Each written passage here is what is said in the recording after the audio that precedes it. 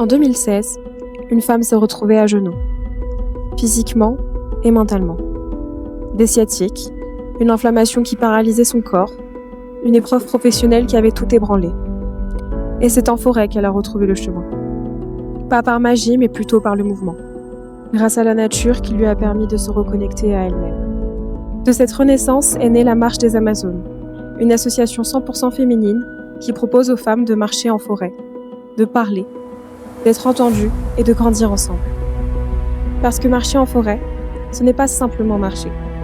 C'est laisser le sol nous ancrer dans le présent et les arbres absorber nos peines.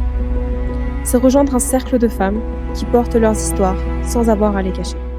Je m'appelle Katia et je vous souhaite la bienvenue dans le podcast La Parole de Rose. Vous allez entendre des femmes courageuses qui vont nous raconter leur histoire, leurs blessures et la façon dont elles se sont relevées. Chaque épisode, une femme. Chaque femme, un chemin. Bienvenue dans La Parole de Rose. Mon mari m'a dit, tu vois, tu voulais le meilleur un des meilleurs, un des spécialistes dans le domaine, il te dit que t'es pas autiste. Et c'est vrai que le fait d'avoir ce diagnostic, j'en parle beaucoup plus facilement parce que quelque part, pour moi, on peut pas le remettre en cause. Au sein de mon entourage, ça peut être beaucoup plus compliqué. Non, t'es pas autiste.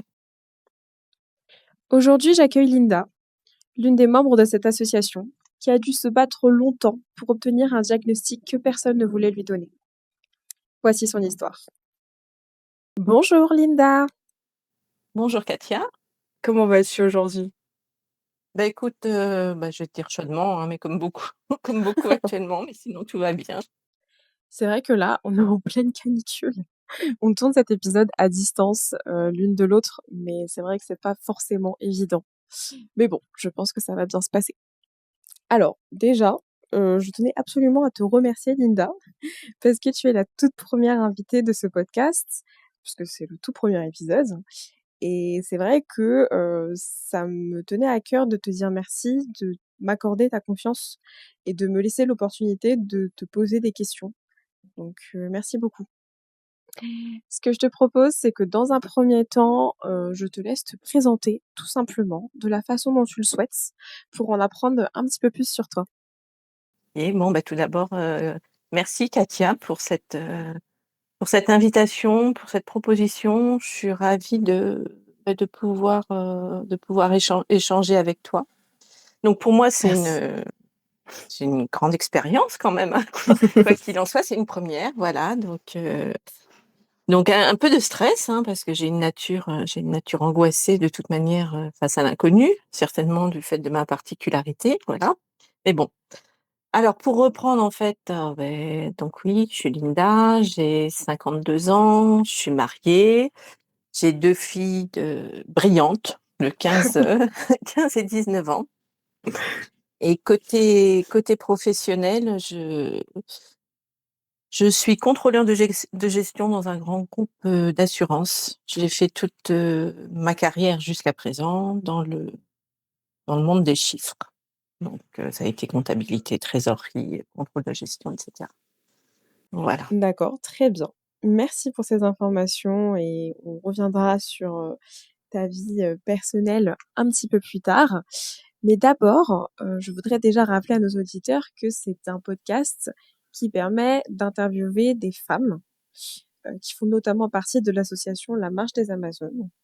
Et donc d'abord, je voudrais que Linda, tu nous expliques quel est ton lien avec cette association, un petit peu de l'historique. Pourquoi la Marche des Amazones? Comment c'est, arrivé dans ta vie? Donc, la Marche des Amazones, moi, c'est une association que j'ai connue maintenant, ça fait un peu plus d'1 an et demi.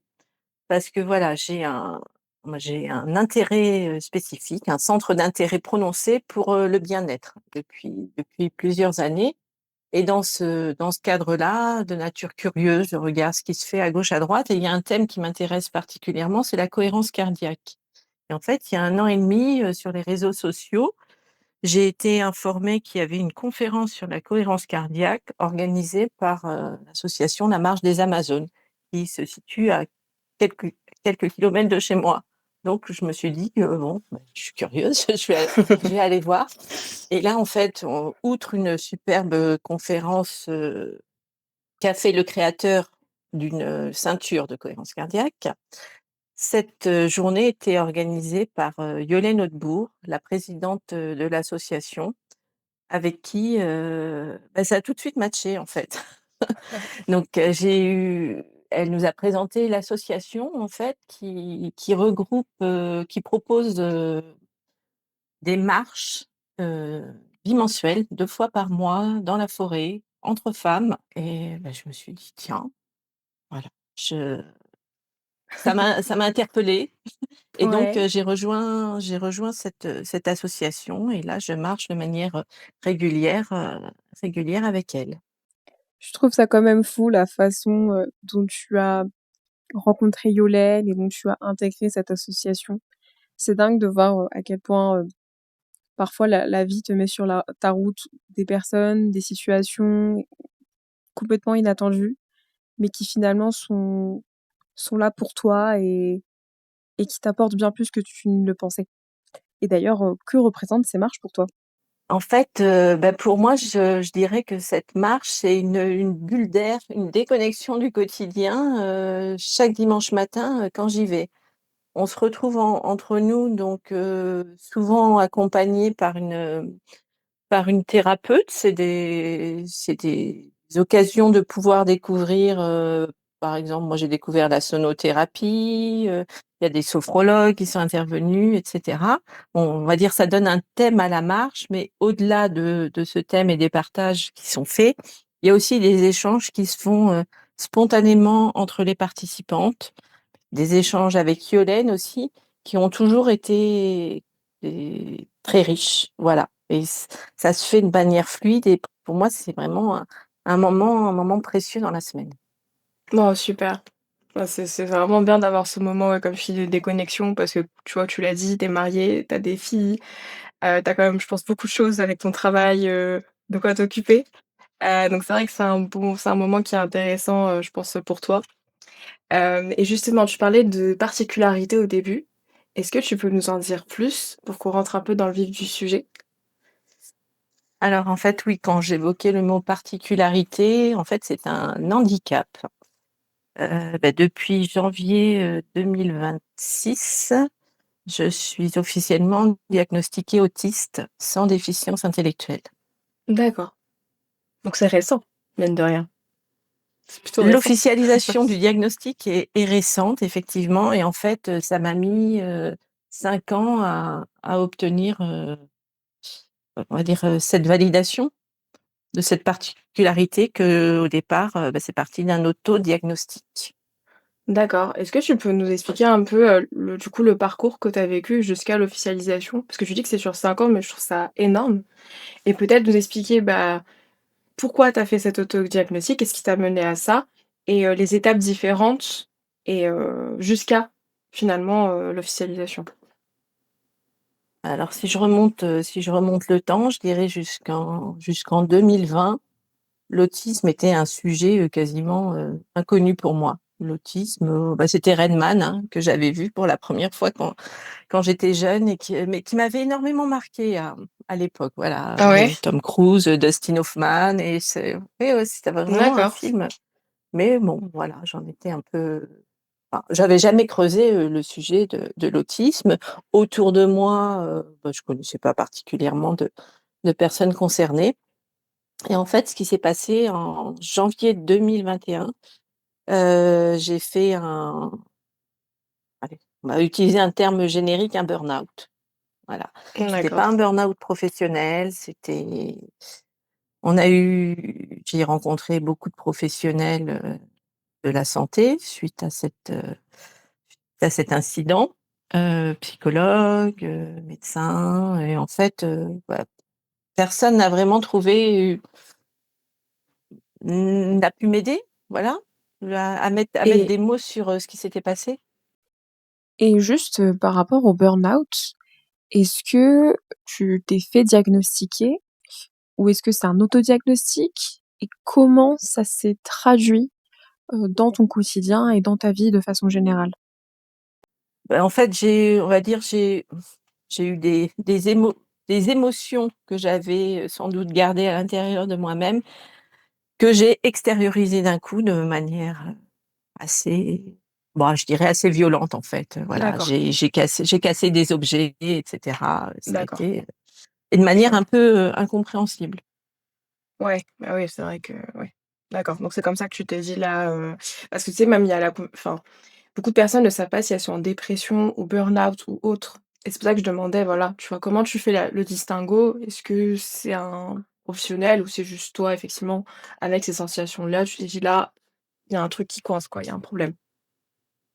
Donc en fait, en anglais, je dirais, on me parlait de nervous breakdown, Mmh. voilà. Crise nerveuse, je sais pas comment comment on dirait ça.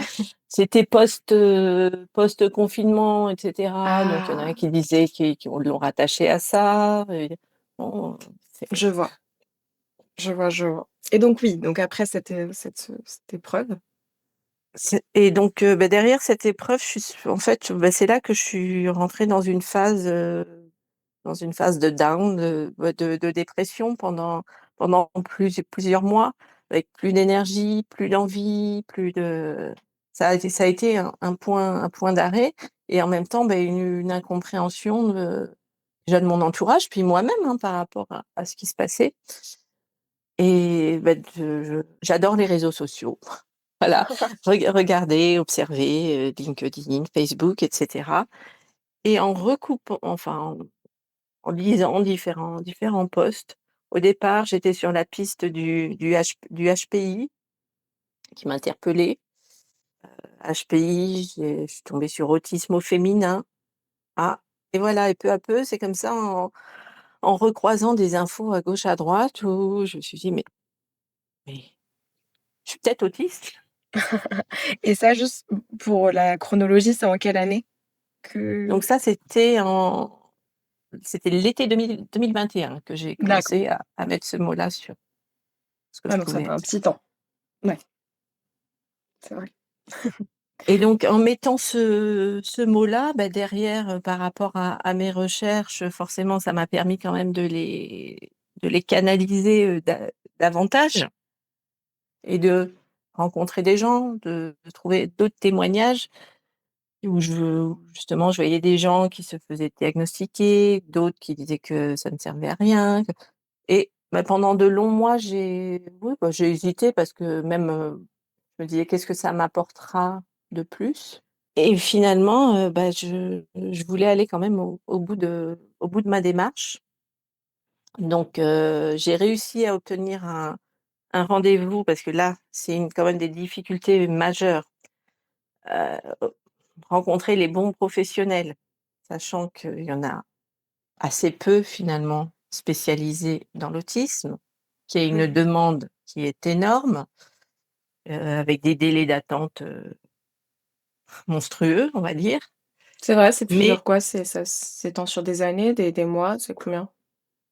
effectivement, ça peut être des années, notamment le psychiatre que j'ai rencontré, il avait des délais d'attente de 2 ans, sur Doctolib, D'accord. mais j'ai pas lâché, en fait, et voilà, j'avais pris un rendez-vous, et puis, beh, j'ai attendu un désistement, et finalement j'ai eu assez rapidement mon Ah super. premier rendez-vous, et Ouais. sachant qu'à aujourd'hui, c'est un psychiatre, bah, qui prend plus de nouveaux patients.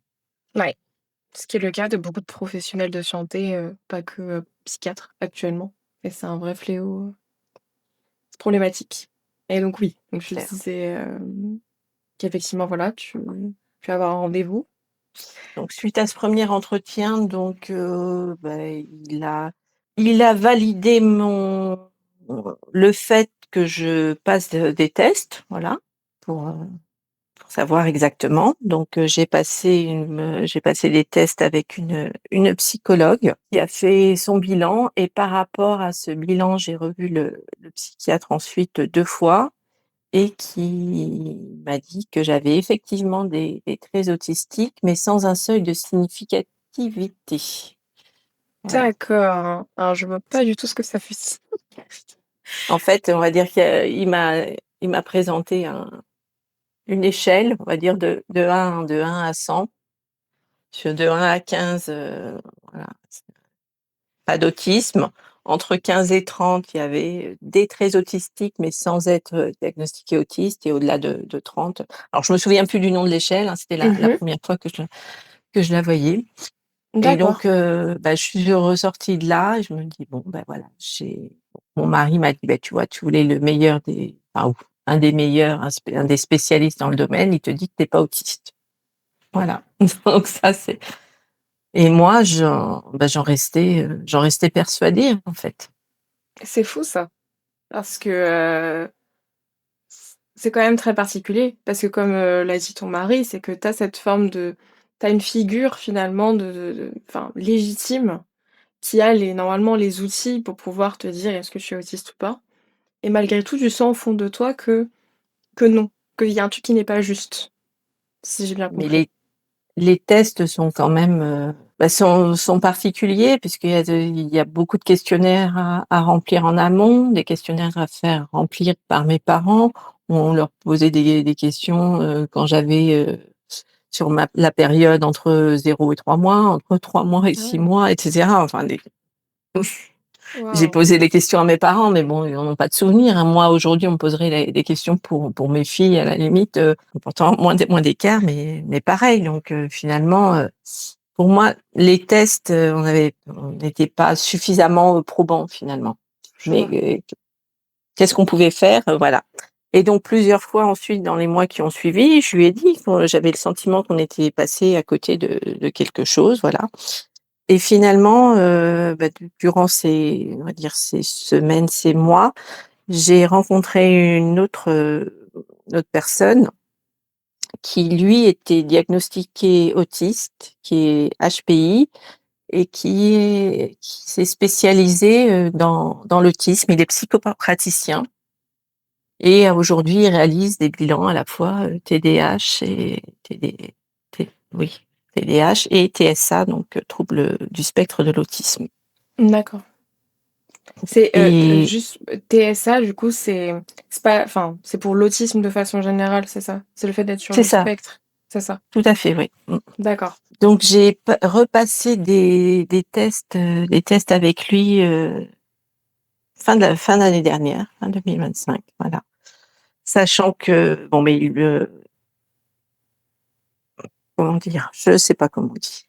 Voilà, ça a été sous forme de bah, d'échange, hein, et c'est vrai qu'on qu'on se connaît bien et qu'il a su sans doute, détecter des choses, que peut-être je ne dirais pas moi spontanément, mais par la connaissance qu'il a, voilà. Et donc pour lui, son bilan concluait un test, un diagnostic d'autisme, effectivement. D'accord. Mais alors, en fait, est-ce que tu penses que enfin, je pense que je connais déjà la réponse, mais la façon dont aujourd'hui on effectue les tests de façon, beaucoup plus enfin, avec le psychiatre que tu avais rencontré, est-ce que tu penses que du coup ce n'est pas du tout adapté, et que ça ne permet pas de détecter réellement s'il y a de l'autisme? Est-ce que tu penses qu'il y a un problème aujourd'hui dans les méthodes de détection? Ou est-ce que c'est juste propre à toi, tu vois? Non, non, non, c'est pas c'est C'est ce pas que je propre à dis, c'est moi. que je pense pas. Effectivement, oui, au niveau des tests, en plus, ce que j'ai appris, c'est que les tests ont initialement souvent été plus par rapport aux hommes, Mmh. que alors que l'autisme au féminin a en plus plein de particularités, et l'autisme au féminin est encore plus compliqué, à diagnostiquer que l'autisme masculin. D'accord. Et c'est pourquoi tu connais des particularités, spécifiques? En fait, les femmes a priori sont comment dire? Ça des capacités d'adaptation beaucoup plus enfin oui, plus élevées, donc on passe plus entre les mailles du filet. Alors au niveau de l'autisme, par exemple, on parle des intérêts spécifiques. Donc, les intérêts spécifiques, pour des garçons, par exemple, ça pourra être, les voitures, jaunes, de l'année, 1970, vraiment des choses très, très particulières. Pour des petites filles, ça pourra être les poneys, ça pourra être les livres. Donc en fait, des intérêts beaucoup plus communs Ouais. qui relèvent pas Ouais, je vois ce particularité. que tu veux dire.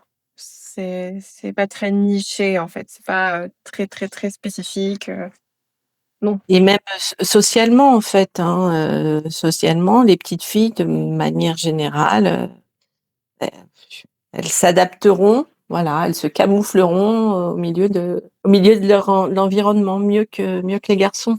ouais, ouais, c'est vrai, c'est fou quand même de savoir quand même dans le cas d'autisme ou de détection, on a toujours ce besoin, enfin cette facilité plutôt à s'adapter, là où on devrait pas. Là où en fait on prend énormément sur nous.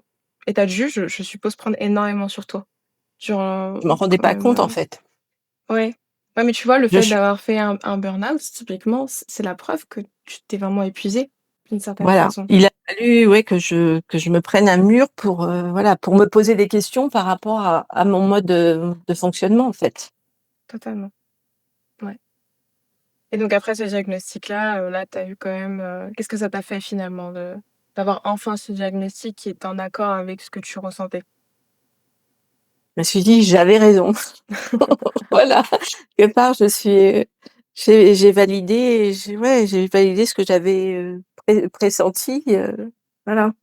Et Et à je ce je peux en moment-là, parler de manière plus légitime, à aujourd'hui. ouais. Totalement, mais justement, j'allais te dire par rapport à ton entourage, on a parlé au début de la marche des Amazones. Est-ce que tu as parlé, à cette association-là ou est-ce que c'était avant d'intégrer l'association, ce diagnostic? Comment ça s'est goupillé, justement pour avoir cette légitimité-là et de le dire haut et fort, tu vois? Et ben, c'est vrai que le fait d'avoir ce diagnostic, j'en parle beaucoup plus, facilement parce que quelque part, pour moi, on peut pas le remettre en cause. Donc non, là, c'est post-diagnostic que j'ai dû l'évoquer au sein de la marche des Amazones. Et là, finalement, je me souviens quand je l'ai dit, bah, ça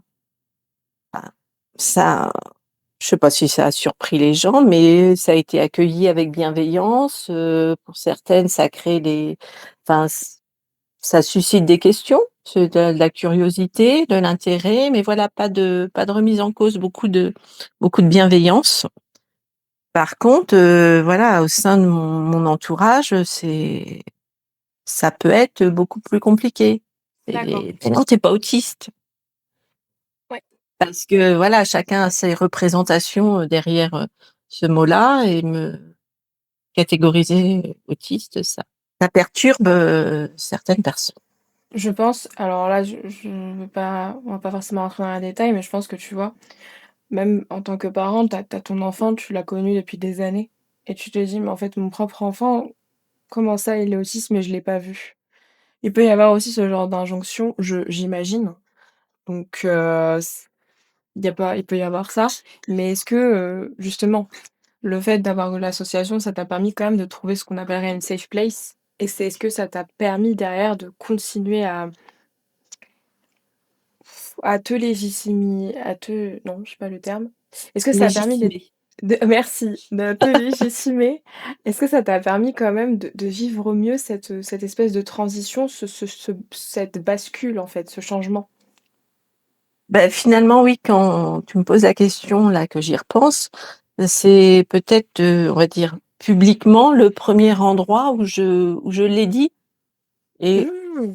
voyant la réaction, des personnes, voilà, je me dis que justement le fait d'en parler, ça peut libérer aussi, la parole, d'autres personnes.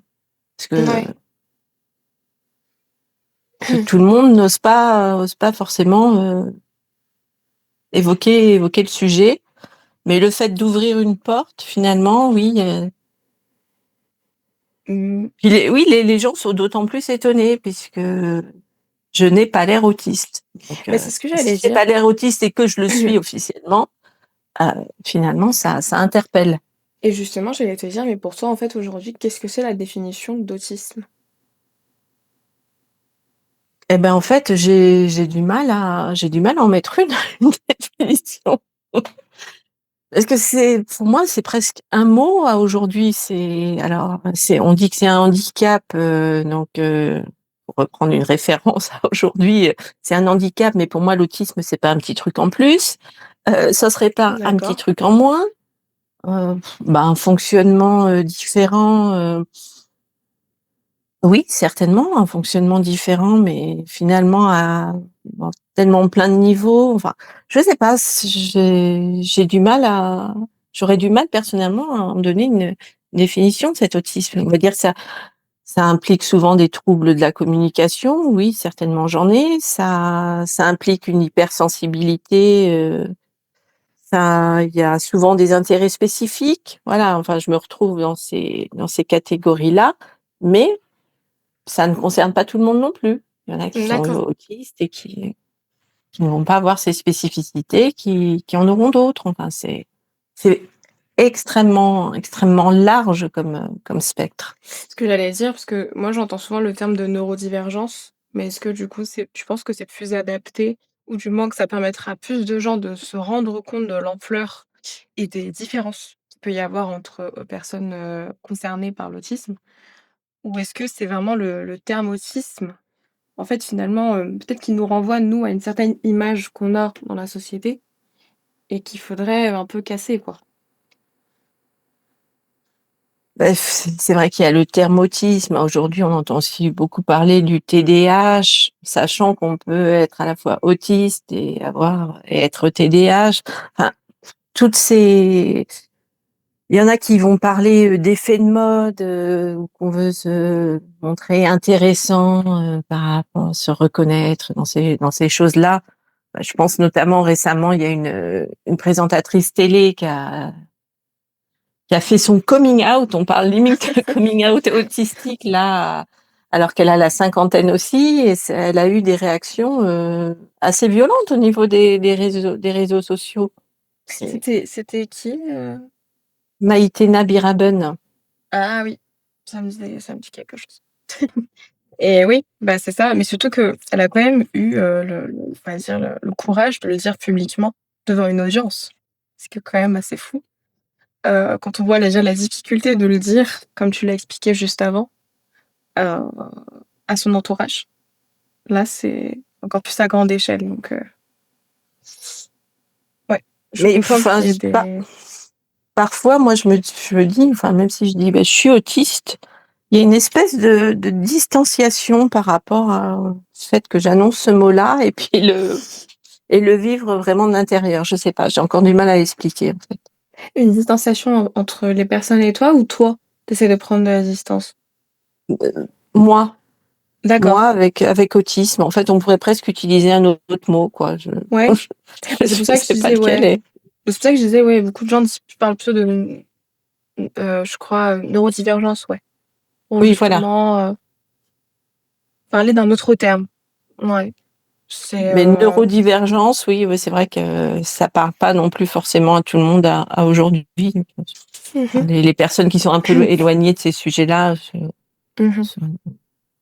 Je vois. Mais Autisme, ça parle plus, effectivement, mais ouais, il y a beaucoup plus de représentations fortes et parfois erronées qui sont rattachées. Donc. je vois. Et du coup, dans la sphère professionnelle, parce que je pense que beaucoup de personnes vont se reconnaître, qu'est-ce que tu remarques, toi, dans tes réactions ou l'approche que tu as par rapport à quelqu'un qui ne serait pas, autiste? En fait, moi, dans le monde professionnel, donc ceux qui me connaissaient avant que j'ai mon diagnostic, personnes à qui je l'ai dit peuvent être assez sceptiques aussi. Bon, c'est presque ah bon, si tu le dis, quoi. Et donc Voilà. eux, ils n'ont pas vu de particularité chez toi? Je veux dire, ça Non. n'a pas, non? Non, parce que c'est vrai que j'ai ce côté quand même caméléon où j'essaie de m'adapter, j'essaie d'être sociale. Voilà, je parle quand même avec pas mal de gens, donc ce côté social, j'avoue que par rapport à l'autisme, dans l'esprit des gens, autisme c'est souvent non verbal finalement. Oui. Donc c'est voilà. Et est-ce que c'était, parce que tu dis que tu es sociable, est-ce que tu penses que ça, tu l'as acquis avec le temps pour t'adapter ou est-ce que vraiment déjà petite, tu étais quand même assez sociable? Petite, j'étais quand même beaucoup dans ma bulle, hein. D'accord. Voilà, Ouais. J'avais très très peu d'amis en fait, voilà. Mais j'avais quand même toujours une ou deux copines à l'école où voilà, je faisais un peu comme les autres, donc c'était presque transparent pour celui qui portait pas spécialement d'attention. Puis je m'en plaignais pas en fait parce que ben Ouais. voilà, c'était le monde dans lequel je vivais. Et t'as des frères et sœurs ou pas? J'ai 2 frères et j'ai un Et frère aîné avec qui on a 2 ans et demi d'écart et finalement, bah, lui, il était très protecteur par rapport à moi et c'était peut-être aussi, je sais pas, ma bouée dans ce monde. Il était devant moi, il vivait les expériences donc lui qui a une nature, extravertie par rapport à moi qui était timide, introvertie, bah, il faisait les expériences et il partageait donc finalement il éclairait éclairait presque mon chemin. ah, c'est fou. Ouais, donc Ouais. finalement, c'est grâce à ça aussi peut-être que ça peut être plus simple. Heu, C'est vraiment avec le recul que je m'en rends compte, hein, à aujourd'hui, ouais. ouais, parce que j'allais dire, tu vois, tu appréhendes les épreuves et la vie différemment. Tu as quelqu'un qui passe avant toi et qui peut te donner certaines clés, tu vois? Parce que voilà, une des caractéristiques assez communes de l'autisme quand même, c'est cette anxiété, par rapport à l'inconnu. On aime bien prévoir, savoir comment ça va se passer et cetera donc Exactement, ouais, ouais, c'est ce que j'ai pu, voir et c'est normal parce que je est-ce que du coup, oui, le fait d'être face à l'inconnu ou face à des situations imprévisibles, ça te génère quoi? Du beaucoup de stress? Est-ce que tu vas le faire quand même, mais pas hyper bien ou qu'est-ce qui se cache derrière ça, en fait? en fait, c'est une situation inconnue, oui, c'est excessivement anxiogène, hein. En amont, et ça tourne en boucle jusqu'à être, confronté à la situation. Et Donc quand tu après avec le temps et l'expérience, ouais. voilà, ça forcément, ça aide, Mmh. mais Ouais, parce que j'allais dire aujourd'hui, tu vois, tu es maman, les enfants, c'est hyper imprévisible, quoi. C'est beaucoup de situations quand même, très imprévisibles. La vie est imprévue et je me dis: «Mais du coup, qu à force, ouais, tu dois t'habituer, tu dois prendre sur toi» et est-ce que tu arrivé à un stade où maintenant tu acceptes quand même que tu peux pas toujours savoir, quoi? oui, je l'accepte, j'accepte par la force des choses et je me rends bien compte que de toute manière, les situations que j'essaye de prévoir, d'anticiper, dans 99 des cas, ça se passe pas de cette manière-là. Donc C'est vrai, c'est vrai, c'est vrai. Donc c'est, aujourd'hui, au début, la première chose que tu m'as dit, c'est, «J'ai un handicap». Est-ce que pour toi, tu dis que c'est un handicap parce que la société dit l'autisme, c'est un handicap ou est-ce que toi, tu penses sincèrement que ça t'handicape? Parce que même si tu t'adaptes, ça c'est très énergivore à la fin de la journée. je pense qu'à aujourd'hui, c'est vraiment, un des impacts majeurs que ça a sur moi, effectivement, c'est cette, fatigabilité.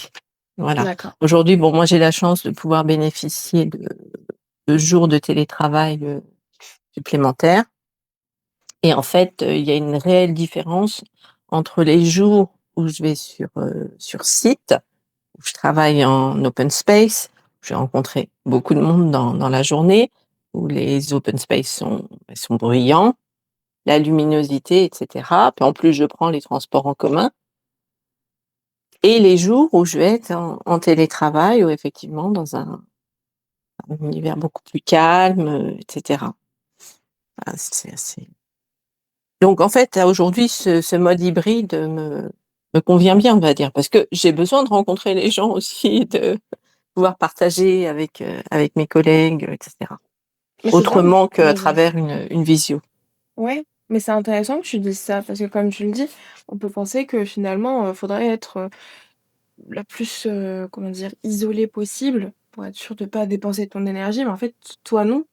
Non, tu as comme même titre que tu vas dans l'association, tu vois? Tu étais quand même Mais en assez fait, ouverte. bah, si je suis toute seule, j'ai pas le sentiment d'être autiste, hein, finalement. Voilà, c'est plus, ouais, dans le monde, dans le vrai monde, mais c'est ça la vie aussi. C'est ça qui fait cette imprévisibilité et c'est très riche et c'est de l'expérience qu'on vit.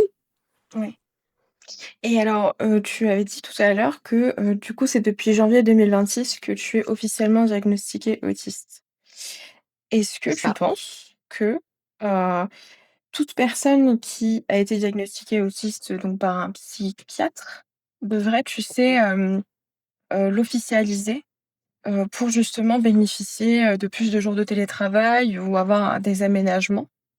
Ou est-ce qu'à l'inverse, ça pourrait desservir cette personne? Parce que moi, je connais des personnes qui ont peur, ont vraiment peur d'être, catégorisées, autistes et que, ça leur desserve. Mais je dirais que ça reste quand même, très personnel et effectivement, c'est moi j'ai hésité en fait, je savais pas même aller jusqu'à la au départ, hein, jusqu'à la démarche d'avoir ce diagnostic et potentiellement, cette étiquette. Mais à aujourd'hui, voilà, personnellement, pour moi, avoir cette reconnaissance, je me dis je le prends dans le sens de pouvoir bénéficier, heu, oui, d'aménagement au quotidien.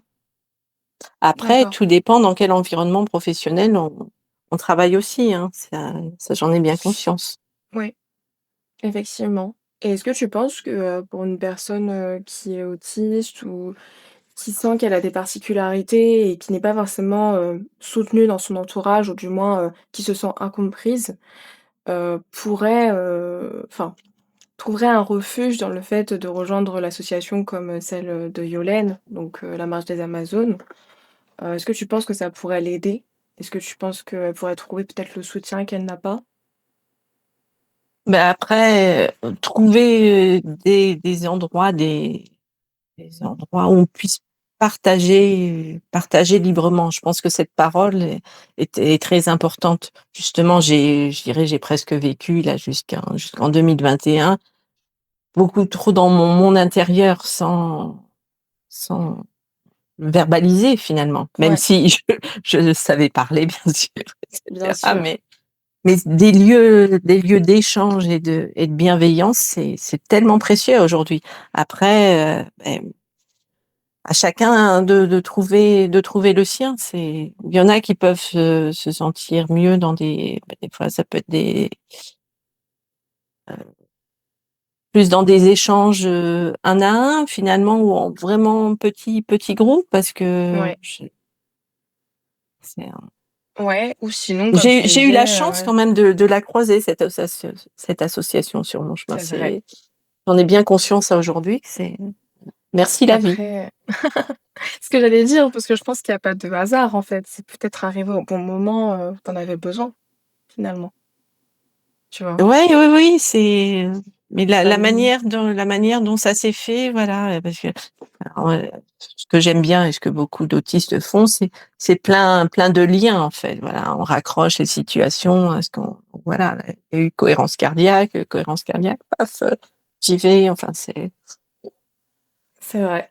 Bah, c'est vrai, mais après de façon générale, je savais même pas que c'était propre à le des personnes autistes, mais tu sais, quand tu te lances dans quelque chose, tu n'as pas la moindre idée de où ça va te mener. Et c'est là où, avec le recul, tu te dis: «Ah oui, quand même, on était parti de là, je suis arrivée là-bas. OK». voilà, c'est ça et puis en début d'année, grâce à l'association La Marche des Amazones, j'ai rencontré la référente handicap du conseil général, d'Île-de-France qui m'a proposé de venir témoigner lors d'un ciné-débat autour du film, Différentes, donc qui traite de l'autisme au féminin. Ah, c'est Donc vraiment là, bien. j'ai témoigné devant 150 personnes, donc là, pareil, hein, ça a été une sortie Waouh! de zone de moi, je sais même pas une zone de confort, une sortie de zone de sécurité plus. Là, C'est c'est vrai, mais mais c'est j'étais ch ravie de cette expérience et je remercie Yolène parce que voilà, pareil, c'est grâce à elle que finalement ouais, j'ai eu cette opportunité. non, c'est fou. Non, c'est vraiment bien. C'est fou comment la vie est et c'est fou comment, ouais, l'association aussi permet parfois d'avoir des opportunités comme ça où, sans ça, on n'aurait pas pu. On n'y aurait jamais eu accès. Et Donc réellement, en ouais. fait, si je regarde rétrospectivement, sur 1 an et demi, tout ce que ça m'a permis, mais tout ça, c'est au fur et à mesure Ouais, c'est vraiment chouette. et toujours faire confiance à la vie, faire confiance, Et puis, aux c'est étapes. grâce à Yolène aussi que je t'ai rencontrée. C'est On vrai. ferait pas ça aujourd'hui, donc c'est Bah, c'est vrai, aujourd'hui, ouais, tu as l'occasion de raconter ton histoire et de nous, en tant que personnes qui ne sont pas forcément autistes ou même des personnes qui vont écouter, qui vont aussi être autistes ou qui soupçonnent aussi d'être autistes. Tu nous permets de partager, ton ressenti, ton histoire, ton expérience. C'est hyper enrichissant et merci beaucoup. j'espère vraiment que ça puisse aider, mais ne serait-ce peut-être qu'une personne, si ça en est des 10, mais tant mieux. Mais déjà une, pour moi, ça serait énorme. C'est vrai, et justement, si tu avais pour finir cet épisode, un conseil à donner, vraiment, le conseil à donner, à quelqu'un qui pourrait se trouver, dans ta position, il y a quelques années, qu'est-ce que tu dirais, en fait? Moi, je pense qu'à partir du moment où on a une intuition, qu'on a un doute, sur quelque chose, faut aller au bout de la démarche, finalement. Et oui, il y a pas beaucoup de professionnels, il y en a pas suffisamment, mais si vraiment on veut savoir, il faut y mettre de l'énergie parce qu'au final, tout ça, ça m'a demandé beaucoup d'énergie pour savoir réellement. Malgré le 1er diagnostic qui n'était pas, en accord avec ton intuition, C'est ça, voilà. tu es retournée à la charge. Donc en fait, est-ce que tu conseillerais aujourd'hui d'avoir un double, peut-être un double, diagnostic? Je sais pas comment ça s'appelle. Pas pas Un for pas avis? forcém Non. pas forcément un double avis, mais parce qu'après il y a d'autres personnes qui ont pu passer les mêmes tests que moi la première fois, mais dont les parents avaient pu apporter d'autres éléments de réponse et qui Ah! ont été, donc non, je crois qu'il y a pas de généralité par rapport à ça. Ah d'accord. Donc ça veut dire qu'en fait l'avis des parents, enfin ce qu'ils apportent, ça joue vraiment. Ça joue vraiment beaucoup. Ça joue énormément, effectivement. Ah bah alors je suppose que pour les personnes qui malheureusement n'ont plus leurs parents, c'est d'autant plus compliqué. C'est pire encore, tu vois?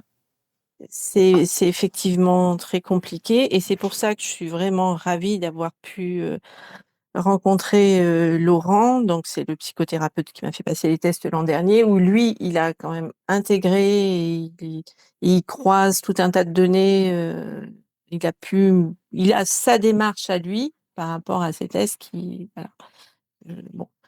À l'o Pourquoi pas à l'occasion l'interviewer pour Pourquoi pas? rentrer dans le détail de sa démarche, hein, pourquoi pas? Ouais. Bah oui, oui, parce que finalement, c'est Moi, totalement différent.